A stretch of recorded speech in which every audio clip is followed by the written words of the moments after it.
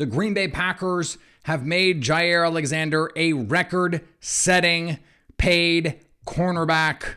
What it means for the Packers, what it means for this defense, and the flexibility it gives them both on the field and in their pocketbooks. That's next.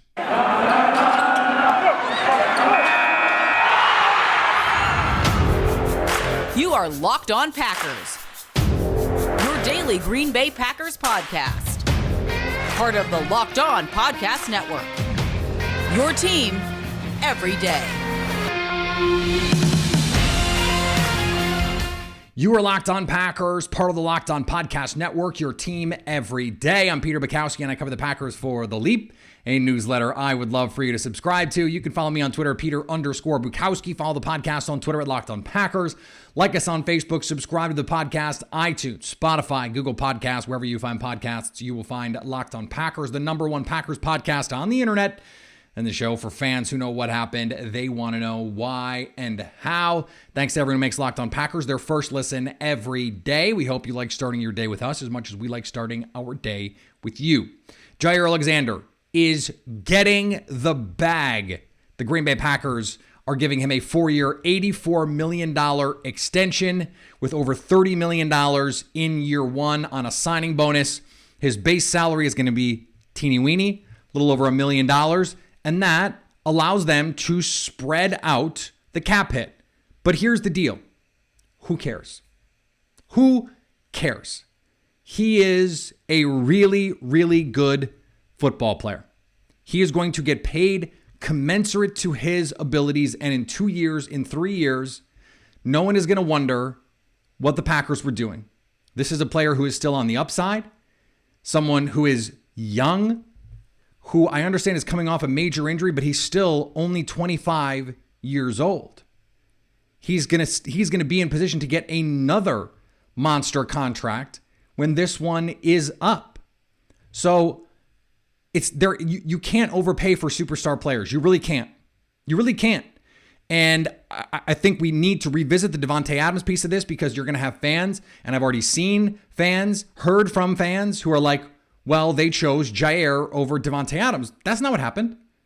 The Packers were willing to pay Davante Adams. In fact, Ian Rappaport said on Pat McAfee's show yesterday, the Packers were willing to offer Davante Adams more money, especially in the first 2 years, than the Raiders gave Davante.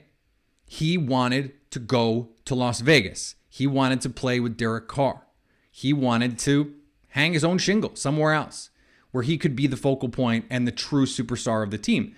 He's the face of the Raiders now, Davante Adams is. That was never going to be the case in Green Bay. So the Packers, we don't know how that deal, had the Packers signed it, would have affected this deal. Would the Packers have had to make that choice? I don't think so, especially because of the way this was structured. You're actually saving money in the near term on this deal. His cap hit goes from that $13 million number on his 5th-year option to something we think in the $7 million range. So this is all, depending on the structure. We haven't seen the specifics of the contract, at least as of this recording. So I don't want to get bogged down into that because, number one, it's boring, and number two, it doesn't matter. He's going to cost less money this year than he was already going to, and he's going to cost next year and the year after that and the year after that what he should. So any kind of pearl clutching, and this is just one of those things that really is frustrating to me. One of the quickest ways to appear smart, but not actually offer anything useful in terms of analysis, is when any contract is signed, to clutch pearls about it. To wonder, was this the prudent thing to do? Oh, they're borrowing from the future. Oh, cornerbacks, you shouldn't actually pay cornerbacks because defense is a weak link system, and it's actually... Enough.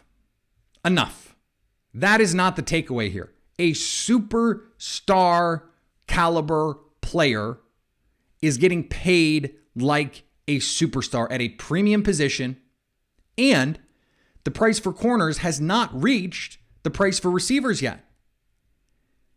The Jaire Alexander deal is just getting to where the Julio Jones deal had previously set the bar for receivers. So they're still not even in that receiver level. Now, I think you can funnel your offense through a receiver in a way you can't on defense, but that's not the point. This is a great deal for Green Bay, gives them short-term flexibility, and they lock up the best group of corners in the league. I mean, I don't even know where you'd point to and say this group is close.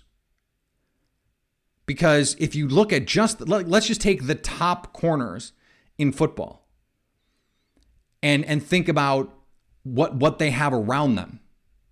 Jalen Ramsey does not play with elite corners around him. Not even like high-level guys. There's some fine players.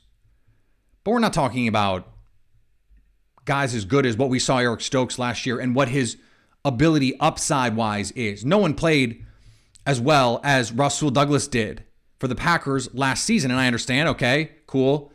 That's 1 year.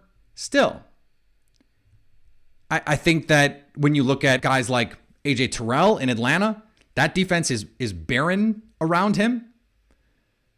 And then you really start to have to go, okay, well, J.C. Jackson, he switched teams. What do the Chargers have around him now that Casey Hayward is gone? I mean, Jaire Alexander as one of the top corners in the league. Xavier Howard is probably the best example, has Byron Jones opposite. But they do not have the same sort of depth to go 3 deep past what you have with Howard and Jones. Now they have Javon Holland, who plays a little nickel, but Noah Igbenogany has not been what they wanted in the draft. Nick Needham is their nickelback.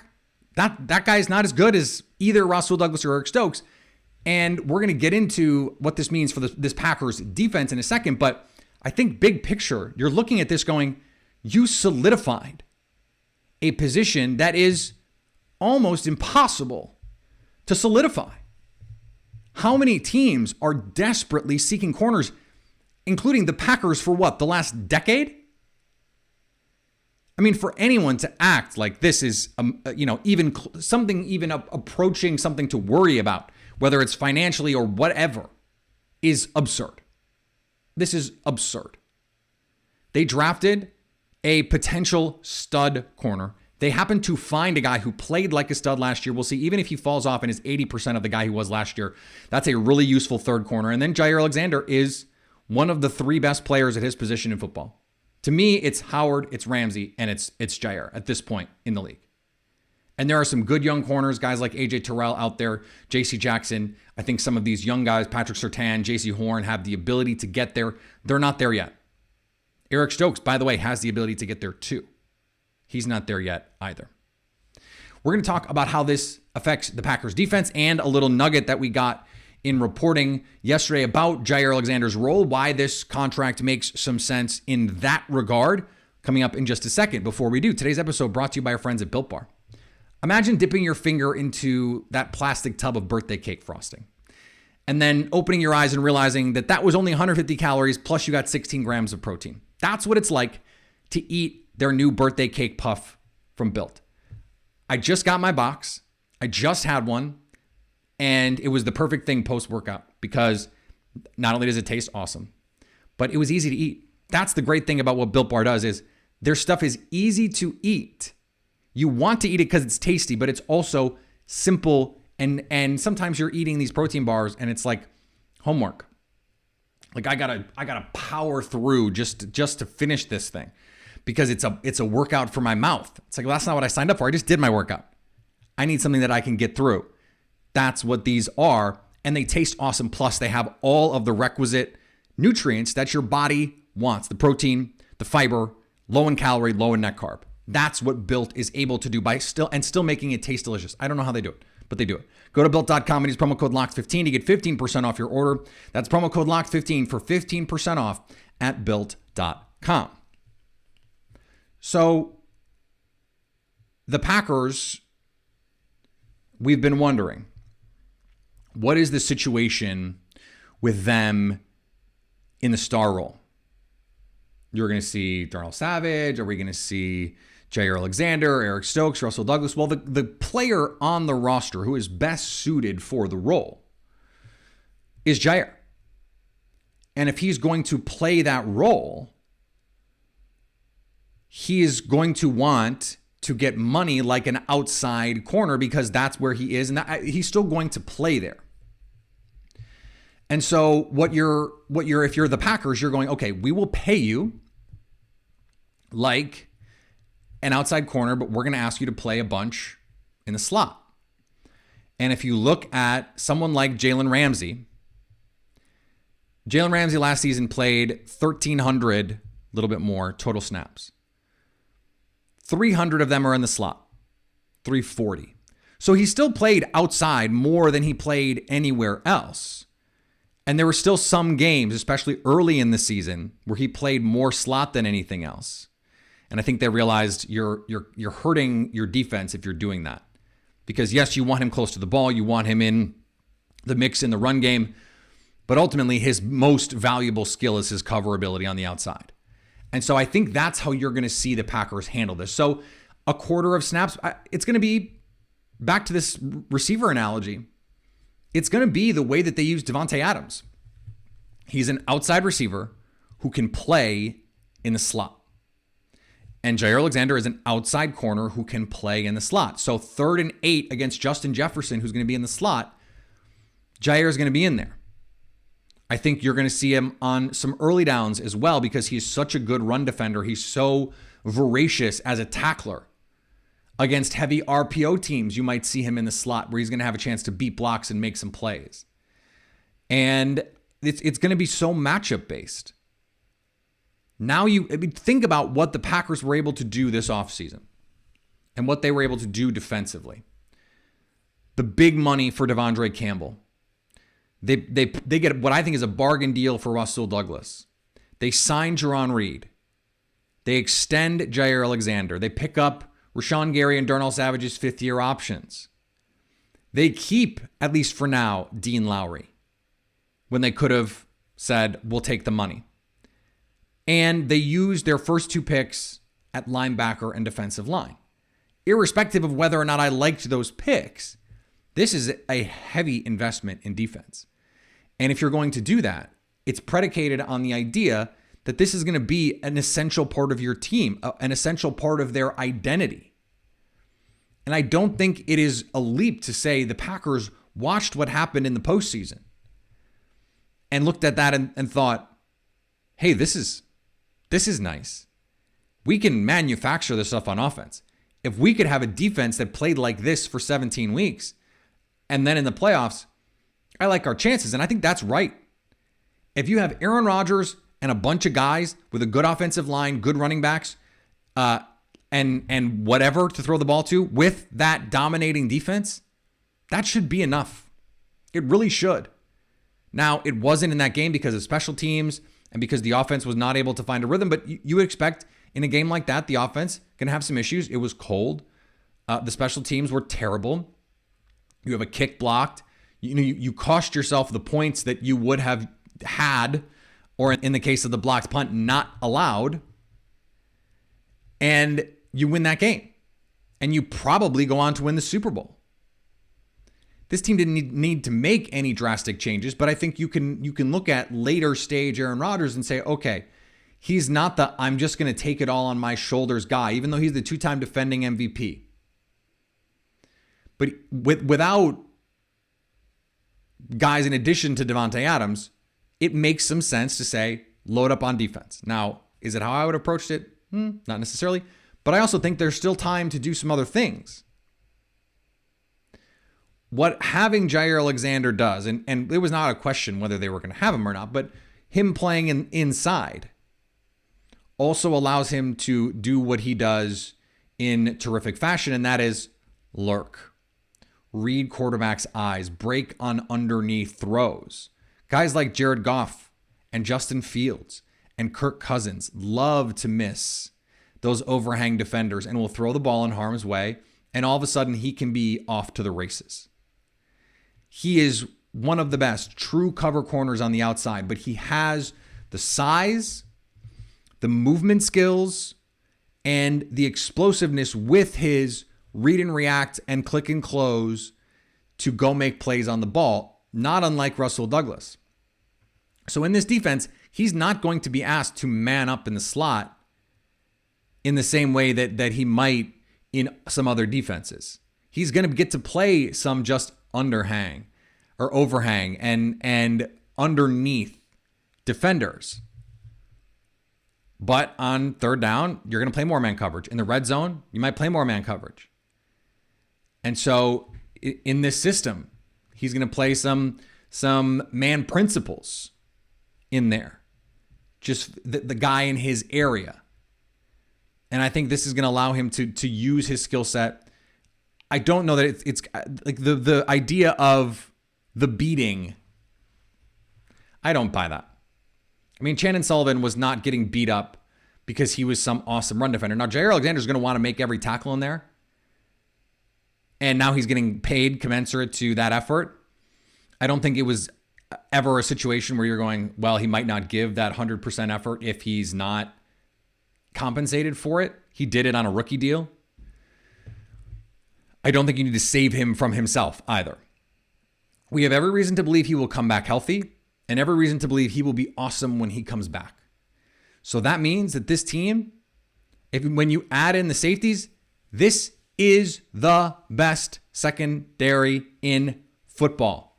I will say it again. This is the best secondary in football. The snowfly zone is in full effect this season. And who will be on it long term? Is Adrian Amos going to get an extension? What does the Darnell Savage extension look like if they sign one? But they have Eric Stokes, Russell Douglas, and Jaire Alexander under contract for at least the next 3 years. Then they have the 5th-year option on Stokes. They still have Jaire under contract, and we'll see what happens. But this is the window. So now is the time to have those guys under contract. In an NFC where you are going to need to stop some big-time offenses. The Rams add Allen Robinson. The Bucks add Russell Gage. Those are the teams that you're competing with. The Cowboys. I was going to say the Eagles, but I don't know about the Eagles. Those are the big boys in the conference. I don't think we need to say the Saints, but you don't necessarily need all your corners for that. Those are the guys you have to stop. Those are the teams. And so you got to cover Chris Godwin. You got to cover Mike Evans. You got to cover Cooper Kupp and Allen Robinson. And then you also have to be able to put pressure on the quarterback. That extra split second that your cover guys can give your pass rush, those things work in tandem. And so when you're allowing teams, I think you can be a little bit more aggressive too with the way you play your safeties. If you have someone like Jaire Alexander, you can play your 2 high looks and actually feel like in run support, you can be really good because he's going to fill, because he's going to get off blocks, because he's going to see things and he's going to make plays. Remember 2 years ago against the Vikings, he makes that play where he gets a safety and it turned out that was not the call. He actually read it wrong, but just went and made the play. He is that kind of instinctive playmaker. And so now you can feel more comfortable. Hey, Darnell Savage, you can play deep. Adrian Amos, you can play deep. You don't need to roll guys down. Or if you want to be a little bit more aggressive, play some more single high because you trust your guys to man up when you need to. You trust your corners to do that. That is a huge benefit in terms of versatility, in terms of flexibility, in giving your defense options. It's not, oh, we need to play too high because we don't trust our corners to not get burned over the top. That was 2020, 2019, that's been the Packers' recipe for a long time since they had, Charles Woodson, Sam Shields, and Tramon Williams. They haven't had 3 corners like this since that one. So I'm not saying that any of these guys are at that level. I don't think this secondary has proven that they're at that level. That was a Super Bowl winning team. But Jaire Alexander is in that stratosphere of great player. And remember, Tramon Williams was, a Pro Bowl caliber player at that time. And you had Sam Shields, who was on the ascension, became a Pro Bowl caliber player. I don't think it's crazy to compare this group to that one. I really don't. And you go back a season before that, and it's Al Harris and Charles Woodson and Tramon Williams. I mean, that is those studs. That's what kind of secondary this team has now, and it gives them so much flexibility. Speaking of flexibility, now they have a little bit more financial flexibility too. We'll see if they want to use it. We'll talk about it coming up. This episode is brought to you by Rock Auto. With the ever-increasing number of makes and models, it's now impossible for your local chain auto parts store to stock all the parts that you need. So why endure often pointless or seemingly intimidating questioning and wait while the person behind the counter orders the parts on their computer, choosing the only brands their warehouse happens to carry? You have computers with access to rockauto.com at home and in your pocket. Save time and money when using Rock Auto. Why would you choose to spend 30%, 50%, even 100% more for the same parts from a chain store or car dealership? RockAuto.com is a family business serving do-it-yourselfers for over 20 years. Go to RockAuto.com now and see all the parts available for your car or truck and write Locked On in their How Did You Hear About Us box so they know we sent you. And thanks for making Locked On Packers your first listen every day. Now go make your second listen Locked On NFL. The schedule may be dark, but the NFL never stops, and neither does Locked On NFL. Get insights and opinions from hosts including Ross Jackson, Chris Carter, and Tony Wiggins, plus local Locked On NFL hosts repping all 32 squads, including this guy. There's no real offseason for real fans, so make sure you're subscribed to Locked On NFL on YouTube and wherever you get podcasts. So I mentioned the money that the Packers are saving here. Now, they still need to get some things done. If they want to have room to operate in the season, they've got their guys signed right now, their rookie class signed. But there's always money in the banana stand, A. And B, they have a little bit more flexibility now if they want to sign someone. And so we heard Ian Rappaport mention the possibility of someone like Julio Jones and what a good fit he thought that was. I want to bring back up a name that we haven't mentioned in a while because I think it is one to watch, and that's Will Fuller. Now, Will Fuller missed last season, but if you go back, the Green Bay Packers had actually tried to trade for him once already, and they were close, but the compensation was just never quite right. He is someone that Matt LaFleur thinks very highly of. And I understand, okay, Romeo Doubs, Christian Watson, these guys are speedsters. They can take the top off the defense. They can be that deep threat for your offense. When? Can they do it now? Can they do it this season? And if not, it's not really Sammy Watkins' deal anymore. Al Lazard, not really his deal. Randall Cobb, Amari Rodgers, they're not the guys that can do that. So because I think that Sammy Watkins was mostly a pre-draft insurance policy, I don't think that precludes them from going out and making a splashier move. Will Fuller still makes sense to me because of what he gives you on the upside. Will Fuller, when healthy, the last time we saw him healthy, was a really good football player. The last time we saw Julio Jones healthy, he was fine. Solid. Will Fuller in 2020 was awesome before he got suspended. Ascended as a legit number one receiver. Went to Miami, got paid, and was hurt. Now, that's been a problem for him. He's been hurt. So is Julio. So I'd be fine taking a couple, $4 million, and throwing it at Will Fuller to say, hey, come in. We'll see what you can do. I really like that. Show these young bucks what it takes. Be our downfield stretcher in year one. And then if it works out, hey, we'll sign you. And if it doesn't, vaya con Dios. And you helped bridge the gap to Christian Watson and Romeo Doubs. It still allows you to play the way that you want. Heavy play action into the deep shots. He can still run. Ted Ginn also faced injuries. He could still run late in his career. The speed doesn't go. Deshaun Jackson can still fly. He's had some injuries too. It's more about can you hold up, but the juice in the legs is still going to be there. And I thought Will Fuller showed he had a more complete package, release package, working underneath routes in Houston. Now, that's 2 years ago already. But if you're paying a bargain price, then who cares? I think that's a question worth asking. So that's just a name I wanted to throw out there. if the Packers are going to play in this pool, and Ian Rappaport reported that they are going to, we could see, a Rashawn Gary extension that helps alleviate some cap issues. We could still see some cuts, some post-June 1s to clear cap space. So there's still things that the Packers can do in terms of flexibility. I don't think they're done adding to this team. All right, we're going to be back tomorrow. More to come this week on the Packers off season.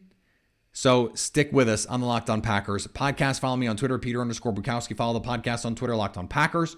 Like us on Facebook. Subscribe to the podcast, iTunes, Spotify, Google Podcasts. Wherever you find podcasts, you will find Locked On Packers. And anytime you want to hit us up on the Locked On Packers fan hotline, you can do that, 920-341-3775 to stay Locked On Packers.